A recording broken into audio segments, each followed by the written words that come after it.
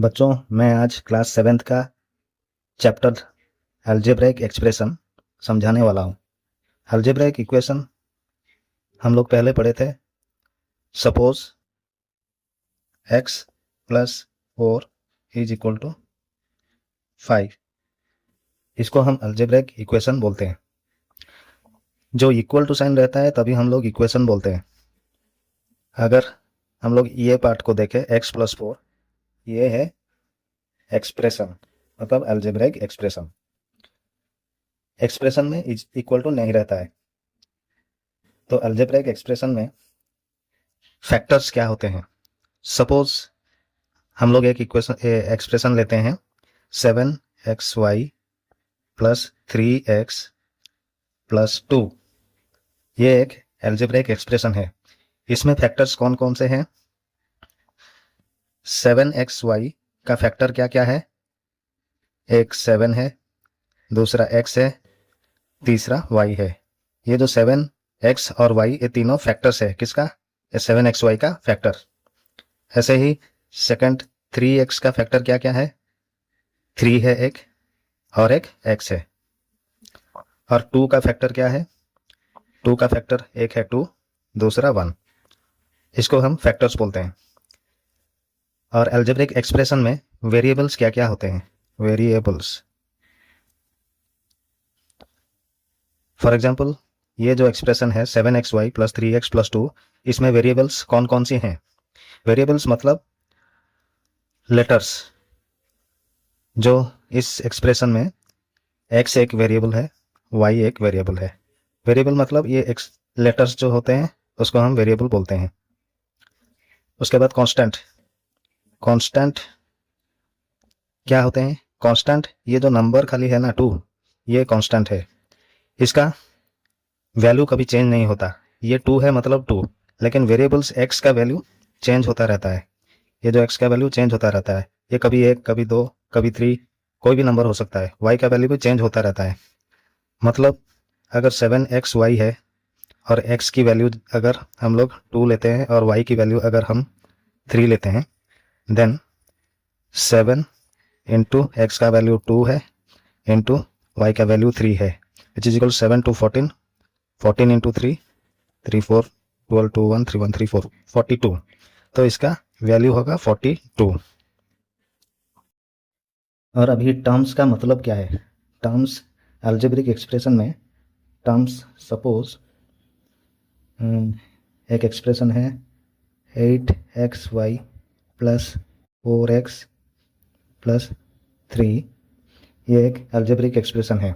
इसमें हम लोग टर्म्स कैसे फाइंड आउट करेंगे।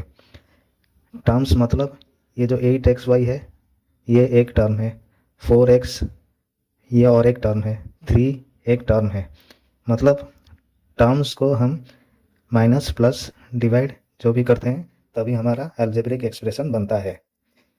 इसमें 3 टर्म है, 8xy, 4x और 3। अभी कोफिशिएंट क्या है। कोफिशिएंट कोफिशिएंट का मतलब अभी हम लोग बोलेंगे, अगर 8xy का कोफिशिएंट क्या है, तो 8xy जो लेटर दोनों है उसको छोड़ देंगे। लेटर वेरिएबल होता है, वेरिएबल के पहले जो न्यूमेरिक नंबर है वही इसका कोफिशिएंट है। तो 8xy का कोफिशिएंट 8 है। सिमिलरली 4x का कोफिशिएंट 4 है। और इसका कांस्टेंट का कोई कोफिशिएंट नहीं होता है। कांस्टेंट का कोफिशिएंट मतलब वही 3 है, 3 ही कोफिशिएंट है। अभी हम पढ़ेंगे like terms and unlike terms. Like terms and unlike terms. Like terms मतलब 4xy एक टर्म लिया और दूसरा टर्म 9xy। अभी इधर हम लोग देखेंगे ये xy वेरिएबल और ये xy वेरिएबल दोनों में सेम है, तो हम लोग ये दो टर्म्स को ऐड भी कर सकते हैं, सब्ट्रैक्ट भी कर सकते हैं। तो अभी ऐड करके देखते हैं। 4xy plus 9xy is equal to 4 और 9 को प्लस कर देंगे तो हो जाएगा 13, और xy सिंगल xy रहेगा। मतलब अभी ये xy 4xy और 9xy दोनों का वेरिएबल सेम रहता है, इसलिए ये दोनों लाइक टर्म्स है। अगर ये दोनों में वेरिएबल अलग अलग होते, सपोज एक्सप्रेशन है 4xy प्लस 9x, तो हम लोग ये दोनों को ऐड नहीं कर सकते, इसलिए ये वाला टर्म और ये वाला टर्म दोनों लाइक टर्म है।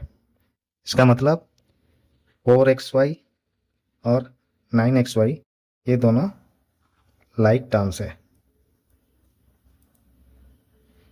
और 4xy और 9x ये दोनों अनलाइक टर्म्स है। अनलाइक टर्म्स में हम लोग दोनों का ऐड नहीं कर सकते या सब्ट्रैक्ट नहीं कर सकते, लेकिन लाइक टर्म्स में दोनों को ऐड कर सकते हैं, सब्ट्रैक्ट भी कर सकते हैं। अभी हम लोग पढ़ेंगे monomial, binomial and trinomial. Monomial क्या होता है? जो एक्सप्रेशन में खाली एक टर्म रहता है उसको हम मोनोमियल कहते हैं। जैसे कि 7xy ये खाली एक ही टर्म है, इसीलिए हम लोग इसे मोनोमियल एक्सप्रेशन कहते हैं, जिसमें खाली एक ही टर्म रहता है। बाइनोमियल में 7xy प्लस 2x, बाइनोमियल मतलब दो टर्म होता है, दो टर्म का एडिशन। अगर हम लोग 7xy प्लस 9xy ऐसे दो टर्म लेंगे तो ये वाला बाइनोमियल नहीं होगा, क्योंकि ये दोनों प्लस हो सकते हैं, क्योंकि इसका दोनों का वेरिएबल सेम रहता है। ये वाला बाइनोमियल नहीं हो सकता, लेकिन ये वाला बाइनोमियल है, क्योंकि हम लोग ये दोनों को प्लस नहीं कर सकते, क्योंकि इनके वेरिएबल्स अलग अलग हैं। ट्राइनोमियल में तीन टर्म्स रहता है, 7xy plus 2x plus 3y, इसको हम ट्राइनोमियल कह सकते हैं। ट्राइनोमियल में भी वही बात है, अगर वेरिएबल सेम रहता है और तीन टर्म रहता है तो वो ट्राइनोमियल नहीं हो सकता। Addition and subtraction of terms हम लोग कैसे करेंगे, देख। एडिशन ऑफ टर्म्स, अगर एक टर्म है 8xy और दूसरा है 5xy, तो हमारा आंसर आएगा, क्योंकि ये दोनों xy है, इसीलिए हम लोग इसको प्लस कर सकते हैं, क्योंकि ये दोनों लाइक टर्म्स है। It is equal to 13xy। Suppose एक एक्सप्रेशन है 7x माइनस 2 और दूसरा एक्सप्रेशन है 8x प्लस 3। ये दोनों को अगर हम लोग एडिंग करेंगे, यहाँ पे प्लस लगा देने से 7x और 8x दोनों लाइक टर्म्स है, इसलिए हम लोग पास ले आएंगे 7x प्लस का 8x, उसके बाद नंबर लिख देंगे -2 प्लस 3। 7x और 8x is equal to 15x -2 plus 3 is equal to +1, तो आंसर होगा 15x प्लस 1। अगर हम लोग ये दोनों एक्सप्रेशन को 7x माइनस 2 माइनस करेंगे 8x प्लस 3, तो इधर ब्रैकेट लगाना पड़ेगा, क्योंकि माइनस मतलब सब्ट्रैक्ट करना है, इन दोनों का साइन चेंज हो जाएगा। x -2, ये माइनस का -8x, ब्रैकेट खोलेंगे तो -3। तो अभी लाइक टर्म्स दोनों को पास ले आएंगे, 7x -8x फिर -2 -3। अभी ये हो गया 7x minus 8x is equal to 1x होगा, मतलब x, लेकिन बड़े का साइन माइनस में है, 8 माइनस में है, इसलिए -x -2 और -3, माइनस माइनस प्लस हो जाएगा, तो प्लस करेंगे और साइन नेगेटिव ही रहेगा 5। ये है इसका आंसर।